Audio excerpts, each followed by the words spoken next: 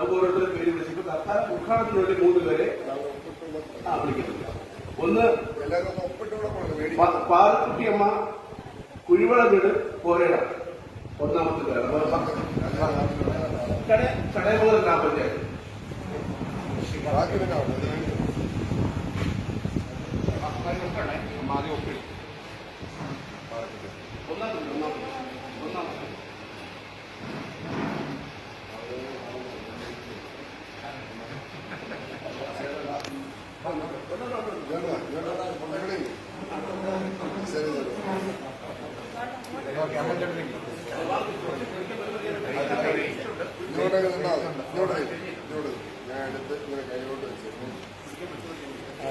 പിടിച്ചോ, ജസ്റ്റ് പിടിച്ചോ.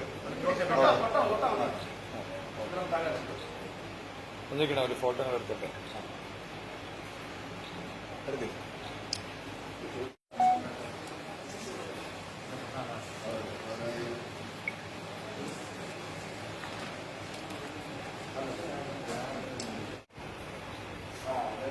ഒന്നുകൂടെ ഫോട്ടോ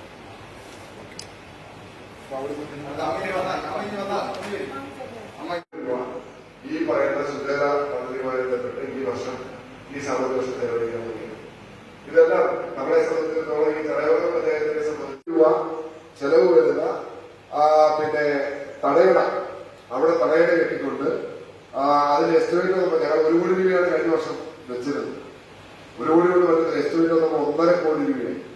ആ 1.5 കോടി രൂപ ജില്ലാ പഞ്ചായത്തിന്റെ ഫണ്ടിൽ നിന്ന് ചെലവഴിച്ചുകൊണ്ട് ഇപ്പോ അതിന്റെ ടെൻഡർ ഒരുപാട് സമയം എടുത്തുകൊണ്ടുള്ള പ്രോഗ്രാമോ അല്ലെങ്കിൽ ഉദ്ഘാടന പരിപാടിയൊന്നും ഇതുപോലെ നടത്തേണ്ടതില്ല.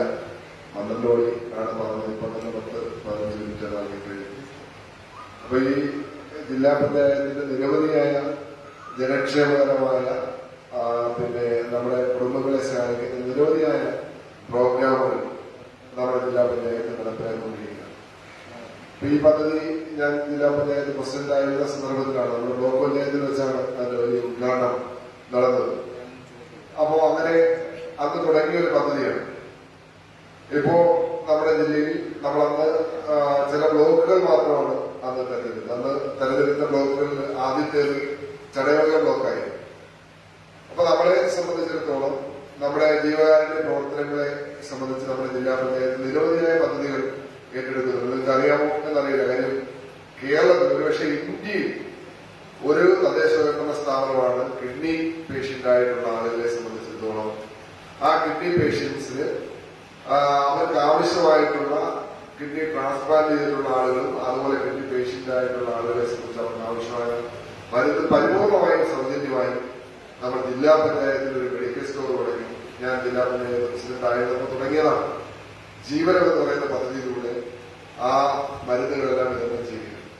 ട്രാൻസ്പ്ലാന്റ് ചെയ്യുന്ന ആളുകളെ സംബന്ധിച്ച് 1 ലക്ഷം രൂപ വിതരണം ചെയ്യുകയാണ്. ഇപ്പോൾ ആ പദ്ധതി കോടിക്കണക്കിന് രൂപ, ഒരു വർഷം 1,000 കോടി രൂപ വേണ്ട പദ്ധതിയാണ്. സാമ്പത്തികമായ പ്രയാസങ്ങളെല്ലാം ഉണ്ടെങ്കിൽ പോലും ആ പദ്ധതി തുറന്നുകൊണ്ട് പോകാൻ തന്നെയാണ് തീരുമാനം എടുത്തിട്ടുള്ളത്.